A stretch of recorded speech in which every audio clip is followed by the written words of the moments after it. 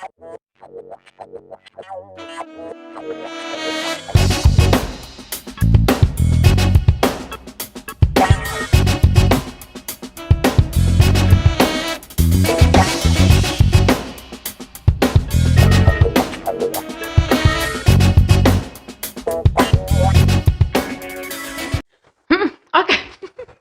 Oke, selamat sore teman-teman Iluni FEBUI dan adik-adik yang sedang masih kuliah saat ini.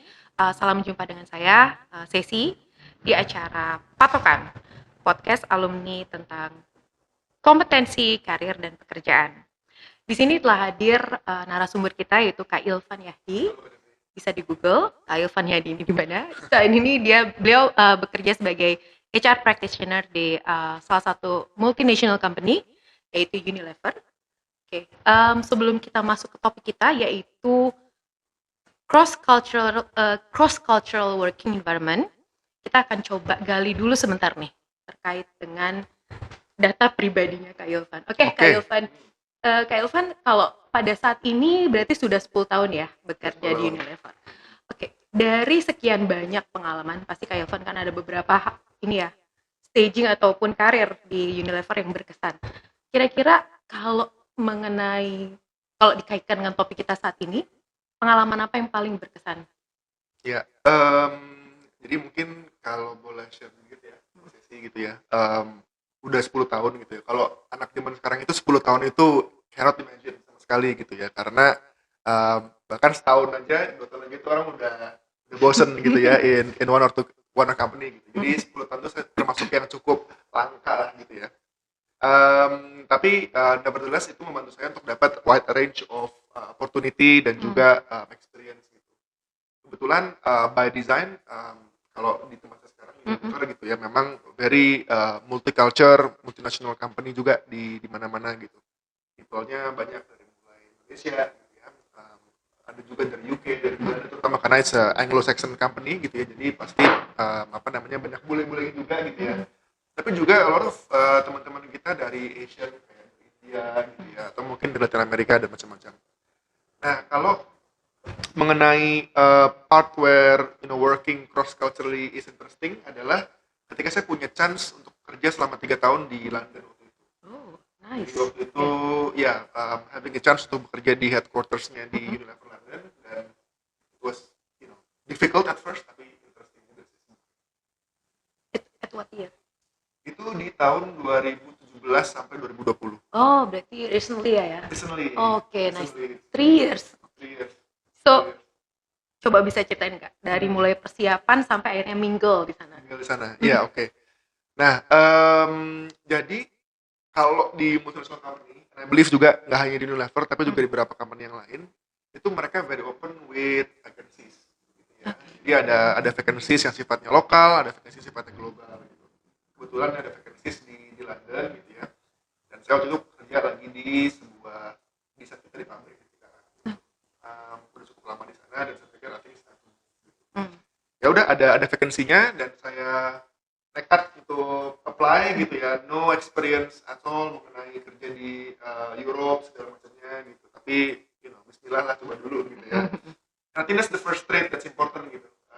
You gotta bet on yourself quite a lot gitu, otherwise who will bet on you gitu ya. So do application segala macam, apply, dan saat itu ada proses interview 2 kali sama vice president. Jadi kebetulan itu saya reportnya nggak ke director tapi langsung ke vice president gitu ya, dan ada case study juga, jadi ya lumayan berat lah tapi it well worth it sih gitu posisi. Oke. Terus pada saat masuk ke sana berarti kan waktu Ilvan mendaftar itu kan sebenarnya kan sudah punya persiapan nih what actually need in order to succeed get this job ya. Berarti di dalam kepalanya Irfan juga sebenarnya sudah punya ini juga ya, gambaran working in a very different cultural background, karena itu tantangan loh. Betul ya. Nggak tahu ya, mungkin hidup saya selalu agak nekat sih hidupnya gitu ya, dari dulu kuliah gitu ya. Saya suka judulnya itu zaman dulu Vivere Pericoloso gitu, Year of Living Difficulties itu, omongannya Soekarno zaman dulu lah gitu ya. masih sampai sekarang masih terasa gitu ya. Zaman dulu sering ikut demo segala macam. Jadi ya back then buat teman-teman yang masih kuliah, ya tapi itu membuat membuat saya always trying to as much as possible striving for new experience gitu ya. Dan saat itu sih saya nggak mikirin sih sebenarnya nanti kerjanya gimana, ngomong pakai bahasa Inggrisnya ao juga nggak tahu gimana gitu ya. Ya pokoknya udahlah daftar aja, whatever it takes, I'll do it. Ya udah daftar. Um, Nothing that's important ya, karena menurut saya kalau kita nggak berani bet on yourself, susah gitu. And if we trying to as much as possible wait until we getting at the perfect level, maksudnya oke, bahasa Inggrisnya bagus, berani ngomong segala macam, you'll never get perfect, you'll never get there gitu. Jadi ya kita tunggu aja, apa yang ada kita hajar dulu aja gitu sih waktu itu. Oke, berarti text on-nya never ever never ever afraid to try something new ya. Ya. Karena ini kan juga sebenarnya pada saat kita juga ngebet untuk sesuatu hal juga kita juga tahu bahwa kita harus punya preparation. Betul. Yang tadi Ilvan bilang kan. Karena Betul. kita juga nggak mau juga once kita go into the battle terus kita nggak punya weapon terus lost gitu kan. Exactly. Nah, cuman kalau saya sih waktu itu ya, Mbak Sisi ya, pikirnya adalah no risk juga gitu. Either saya stay di Jakarta atau di London kan.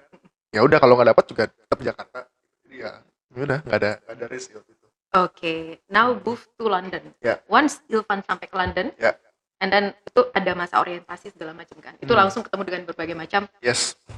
different Different people, people. different cultural background. Waktu itu cultural background. Kalau nggak salah di sana itu lebih banyak apa UK-nya ya? UK, ya Oh, UK nationals. Tapi as you know dengan UK mereka juga banyak orang Europe juga kan, yang Oke, lain gitu ya, Eastern Europe, Netherlands gitu. Dan juga karena kita juga company-nya cukup besar di India juga, lots of people from India juga. Gitu sih. So once you're there, kan berarti baru ya dari company Darat baru nih, terus ya. dari sana. Oke. And then what did you do and the first day of your working day? Jalan-jalan aja dulu sih awal-awal. Santai dulu aja sih. Tapi speaking of seriousness gitu ya, it's a cultural shock gitu. Really cultural shock. Maybe of course kalau from culturally gitu ya, kita kan di Indonesia terbiasa mingle sama orang, easily connected gitu ya. Kalau di sana kan ya semua very individual gitu ya. Yes. Individual, semua orang ya people can help as much as you wanted to ask for help gitu. Nggak ada yang tiba-tiba lu kok bengong lagi sendiri gitu, nggak ada tuh. Kalau bengong ya bengong lagi selamanya gitu di sana ya. Nasibnya begitu aja sih. Jadi ya kita harus proaktif sih waktu dulu ya. Nah, cuman yang membedakan menurut saya adalah salah satunya yang saya struggle di awal-awal itu adalah proactive mindset gitu. Jadi kalau di Indonesia itu kan pakewo. Exactly. Nggak enakan mau ngomong juga. Ya nih, aduh nih overthinking. Ada si bosnya ntar marah-marah apa gimana gitu. Masa gitu aja nggak bisa gitu ya. And itu it struck me for the first 3 months mungkin gitu loh. Untuk really understand the situation gitu. Walaupun bosku berkali-kali bilang kayak no worries, just come to me kalau ada issue, ada masalah gitu ya. Tapi sebagai orang Indonesia yang terbiasa solving your own problems, Yes. ya kita solving our problem dulu gitu. Tapi jadi lama gitu ya, mikirnya lama. Udah jadi belum, udah beres belum? Ntar belum nih gitu ya.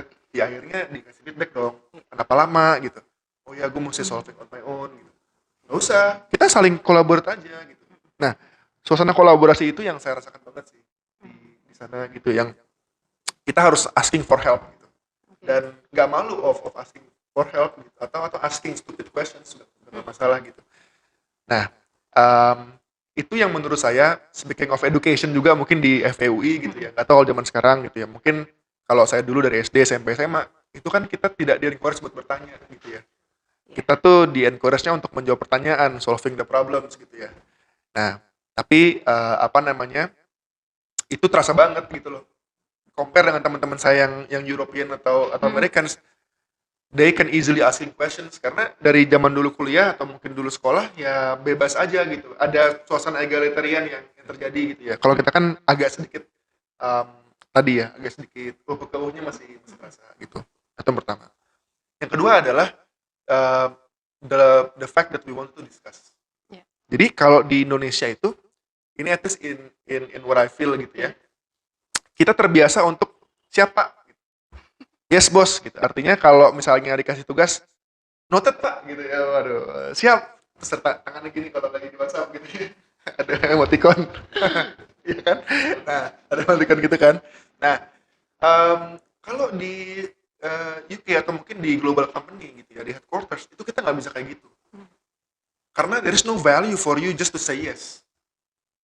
The fact you are there is to bring value to the conversations, to the richness of the conversations gitu ya. Jadi kalau sedikit-sedikit cuman oke pak, oke bos, oke sir gitu, you better stay at home aja gitu.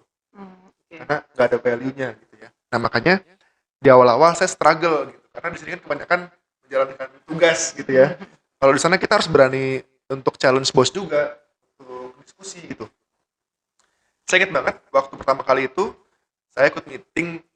Kalau di Indonesia ikut meeting 1 jam itu isinya full of action. Oke, satu kamu ngerjain A, B, C, D, E, Harus F, G aja, gitu betul. ya. Semuanya jelas tuh. Siapa? Semuanya udah detail kan. Di sana ngobrol discuss sejam without any action at all. Orang cuma discuss aja, cuma exploring angle, exploring option, seeking narrative. Itu termus-termus global juga gitu ya.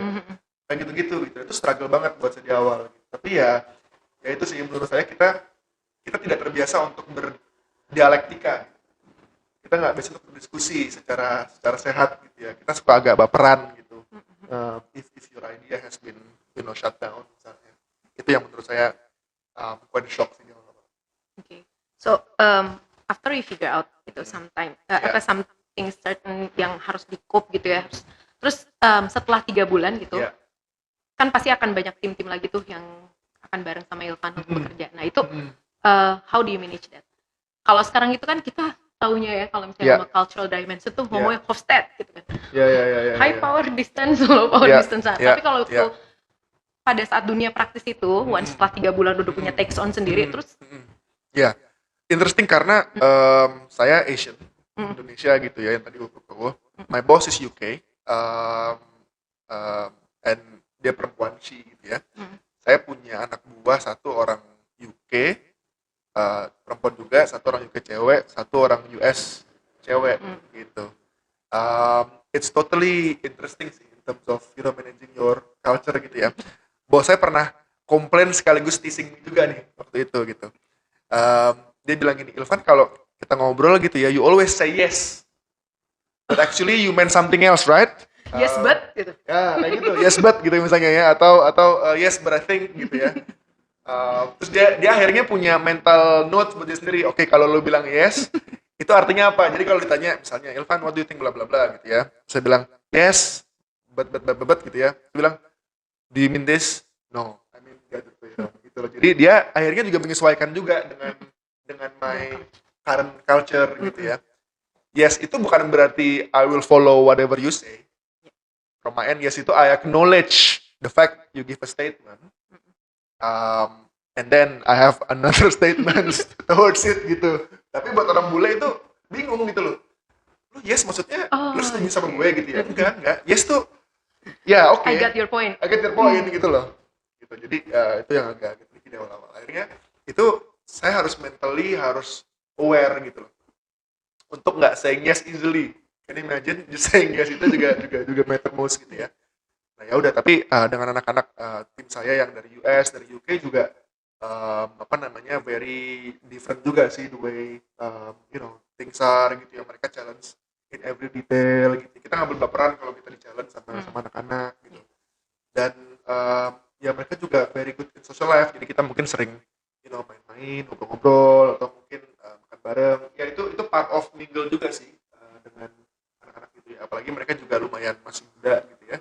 And saya juga pernah punya pengalaman, saya punya intern dulu, masih kuliah, anak UK juga gitu ya.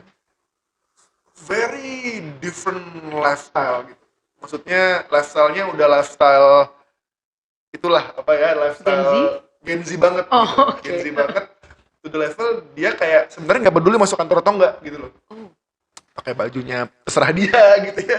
Terus kalau ditanya gimana ya gitu doang gitu loh, kayak doesn't give a shit gitu ya with the job gitu.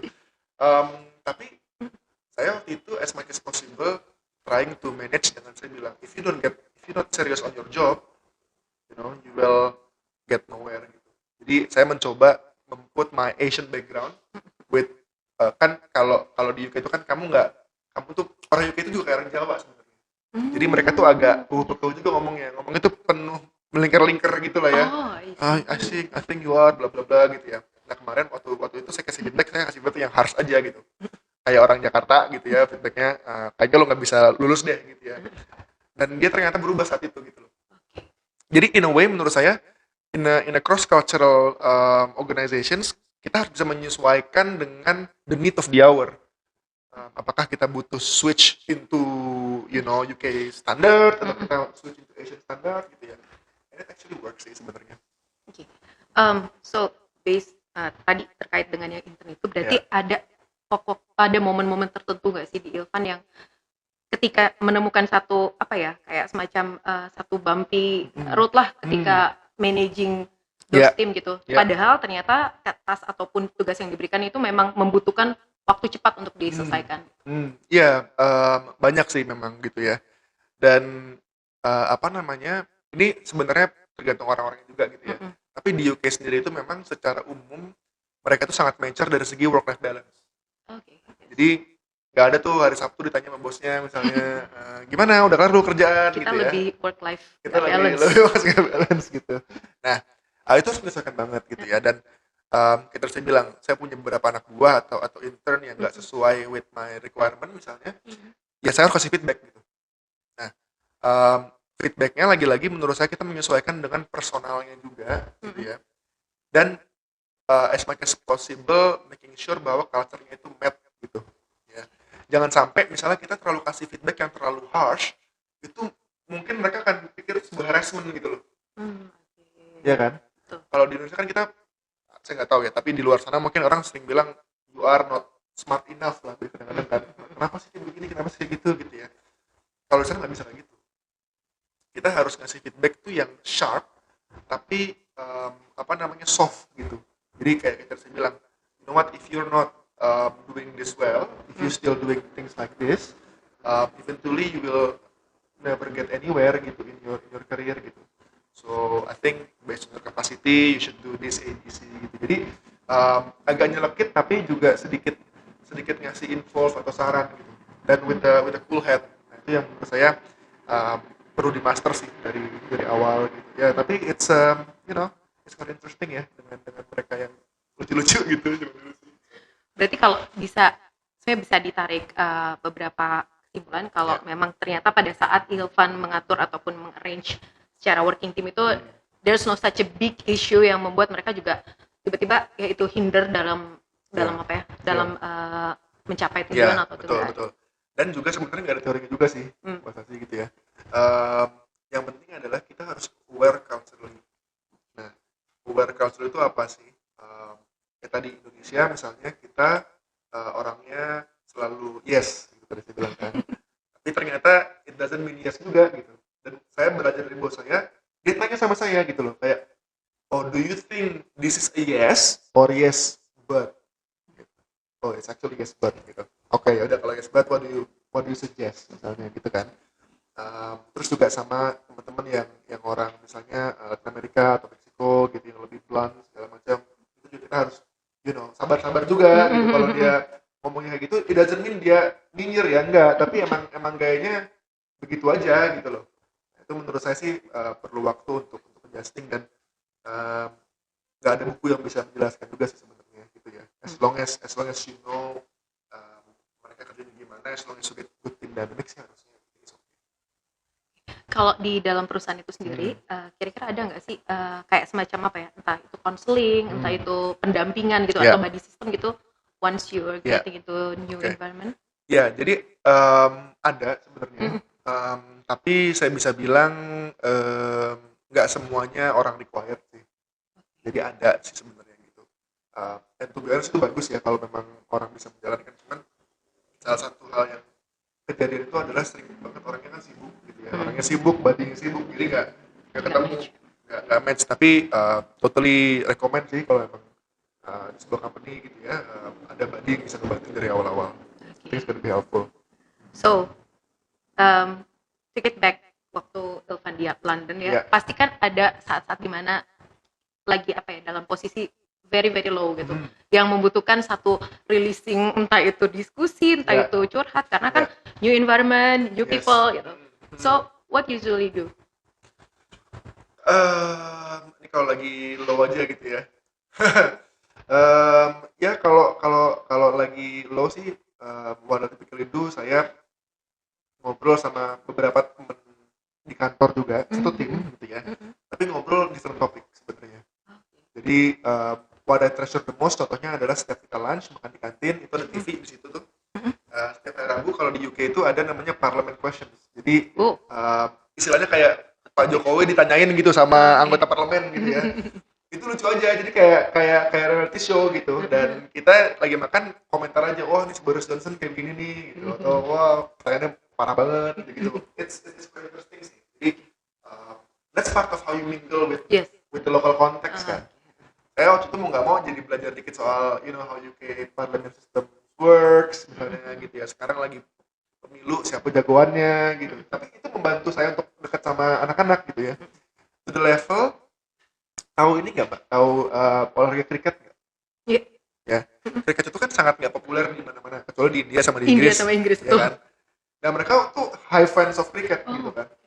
Ya biar saya mingle juga, saya nonton kriket gitu. Yang satu hari full nggak jelas, ya udah bengong aja ini apa sih game gitu ya, kayak kasih gitu ya.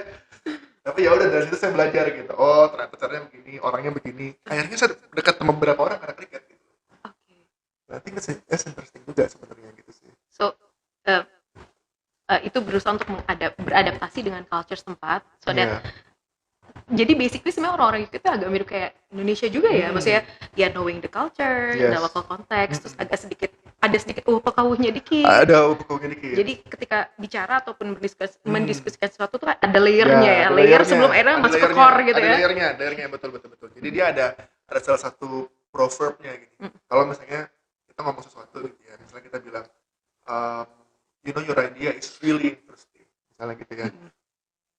It means differently sebenarnya. Itu bukan means your idea is great, tapi your idea is meh sebenarnya. Karena interesting on the other side itu like interesting gitu, kayak sarkasm sebenarnya gitu ya. Jadi we have to know gitu. Jadi ketika bilang what Ilvan, that's interesting, I know what you mean gitu ya. Can you tell me more about it gitu. Jadi ya gue udah siap-siap aja gitu sih. Nah tapi interestingnya juga karena saya di UK dan kita kan Anglo-Saxon company, jadi ada di UK, ada di Rotterdam di Belanda. Saya sering travel ke Belanda juga. Itu completely different. Orang di sana sebelan-belannya orang manusia itu ada di Belanda. Gitu. Iya, jadi lu mau dibilang. Contohnya kayak gimana coba? Ya, yang cukup very harsh. I think your your presentation is bad. It's bad. Gitu. Okay. Dengan muka datar, poker face gitu ya. Kalau saya dulu mungkin sebelum kesana gitu ya, saya akan sangat baper gitu ya. Tapi kalau mereka kayak gitu ya udah gitu ya. Terus dan mereka suka banget kayak misalnya bilang, ini makanannya gak enak nih gitu. Plainly di depan orang-orang aja gitu loh. Dan itu biasa gitu loh. How they work. Nah, jadinya saya juga kebawa juga gitu. Ketika ngomong sama mereka ya saya akan sangat frontal aja. Karena mereka nggak ngerti subtle notes. Yang tadi orang Inggris bilang interesting gitu. They don't understand gitu loh. Jadi you have to tell very blunt aja with anything gitu sih sebenarnya. Okay. So ketika Ilvan sudah selesai nih di UK terus balik lagi ke Indonesia, berarti kan ada adapting culture lagi ya. Kira-kira takes on apa sih yang Ilvan bawa dari sana? Iya, absolutely. Jadi saya bisa bilang I am completely different person gitu ya. Dari yang dulu di Indonesia sama sekarang di Indonesia lagi gitu ya. Perubahannya yang paling signifikan adalah I'm less overthinking. Kalau dulu kan mau nanya sama bos aja, selamat siang Bapak. Ada banyak skenario dulu dipersiapkan. Kurang titik apa segala macam gitu ya. Skenario 1, skenario 2, skenario 3 gitu. Aku jawaban di semuanya gitu ya. Sebelum maghrib ya. Terus juga gitu. Kalau sekarang tanya aja. Pak, ini gimana sih Pak? Atau kalau dia throwing something, kita jawab aja gitu loh. And di situ saya nggak berpikir bahwa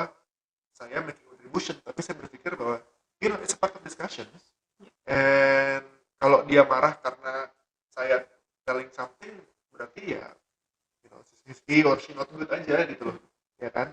Dan yang saya pikirkan itu adalah fokusnya what is your intention, niatnya apa sih gitu loh. Kalau niatnya kita emang kontribusi, niatnya kita baik, those questions, those statement will be fine gitu. Ya. Dan biasanya orang akan anggap itu sebagai hal yang normal-normal aja gitu. Itu yang pertama. Yang kedua,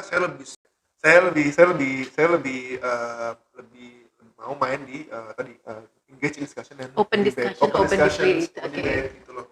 Dan nggak ujuk-ujuk, oke actionnya apa segala macam gitu. Karena maybe you don't need actions gitu ya. You need debate dulu, exploring options gitu ya. Dan you need to challenge status quo juga gitu. Yang keempat adalah saya juga mulai berani ngomong sama bos gitu ya, challenge mereka punya ini apa segala macam, itu fine gitu terakhir. Sama yang terakhir sih, I have more open minded sih towards Differences. differences, towards different part of people gitu ya, towards different ideology, towards different ya macam-macam lah, kan kita kan ada banyak ya di dunia ini gitu ya, and different culture juga gitu loh, and less judgmental gitu. Sometimes kita kan agak judgmental, so First impression matters ya. Somehow. Ya. gitu ya. Nah, setelah dengan beberapa takes on itu, Ya. Ilvan, di unit yang sekarang itu, do you make some kind of change atau ya agent of change ya, as part of Yes. agent of change untuk merubah ataupun Yes, untuk ya absolutely. membuat Kalau tadi kan my role adalah di area strategi transformation. Jadi kan di daerah saya itu kan saya megang HRBP untuk finance, IT, transformation dan strategi gitu. Yeah. Dan memang terutama di area strategi dan transformation itu yang saya coba giving changes di sana gitu ya. One thing adalah karena saya tadi open with more culture, mindset, knowledge di luar Indonesia gitu ya. Saya trying to apply agile metodologi nih di HR gitu misalnya, dan itu membantu banget karena saya udah punya networknya di sana. Saya tahu mereka ngapain gitu ya. Kita bisa saling challenge each other gitu. Itu sangat membantu sekali gitu dalam dalam bekerja gitu ya. So one is di situ gitu. Yang kedua adalah di beberapa kesempatan, karena kan ketika kita di HR itu kita harus manage senior eksekutif ya, in a way gitu kan, yang mungkin lebih senior daripada kita gitu. Di situ saya bring changes karena dulu itu seringkali deal gitu ya, istilahnya people movement segala macam dulu terjadi di belakang lah. Jadi ya sama satu dua orang udah ini segala macam. Nah, saya bring changes adalah everything has to be transparent gitu. Nah, itu yang trying to put into the changes. Dan yang terakhir adalah saya sangat sering ngasih new ideas, kadang-kadang gini loh, kadang-kadang kita tuh terlalu sering fokus kerja, jadi kita nggak getting external minded gitu ya. Padahal kalau kita baca McKinsey report misalnya, atau kita baca BCG reports, atau ya dari macam-macam lah, itu lots of new ideas can be garnered gitu loh. Nah, itu saya sering kasih ke teman-teman, ke anak-anak gitu ya. Ya itu sih yang membuat saya becoming more agile and faster these days. Okay. And after you deliver such change gitu, misalnya Ilvan juga melihat perubahan itu ada di tim. Ada sih. So it's very happy ya, karena salah satu yang mereka bilang adalah, Mas, kok sekarang kerja sama lo lebih cepat ya gitu ya. Nggak terlalu banyak birokrasinya gitu ya. Ya mereka bilang ini kayak kerja di startup juga gitu ya. Jadi ya I feel Fuka. Ya. Tapi I feel quite proud sih with the achievement so far. Nice. It's a very good takes on. Dan mungkin tadi aku highlight adalah satu hal, knowing someone atau knowing satu background di salah satu country itu sebenarnya membantu kita juga untuk melakukan mingle. Dan satu hal lagi ya, never ever give up on what your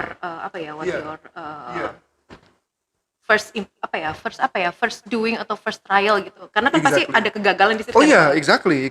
Itu setelah berapa puluh kali trial juga gitu loh. Dan saya juga setelah dari pulang dari London sempat di Indonesia sebentar waktu itu, terus pingin nyoba lagi. keluar lagi gitu ya waktu itu, dan saya gagal mungkin 10-an job open vacancy segala macam gitu di internal Unilever ya. Iya. Sampai akhirnya dapat sebuah role di Belanda dan Hmm. role yang sekarang saya pegang. Ya Hmm. kebetulan karena role ini sangat interesting, saya pilih ini juga gitu ya. Tapi lots of trial and error sih sebenarnya gitu ya. Dan again, no one bets on you.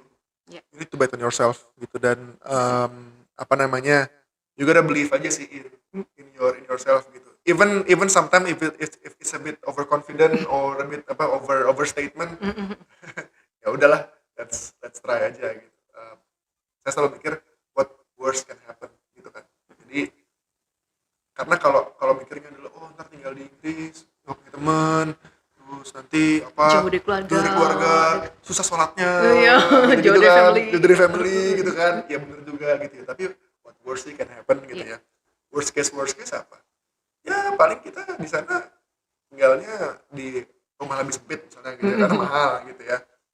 Lebih enak kalau mau ngapa-ngapain, kita kalau mau liburan ke Scotland kemana gitu ya, ke Eropa lebih gampang gitu. What worst can happen gitu? Nothing, ya udah. You need to take the chance. Sebenarnya itu juga yang harusnya menjadi kata takes on buat adik-adik ataupun teman-teman di luar sana, bahwa never bet on you always have to bet on yourself, Yeah. because that matters.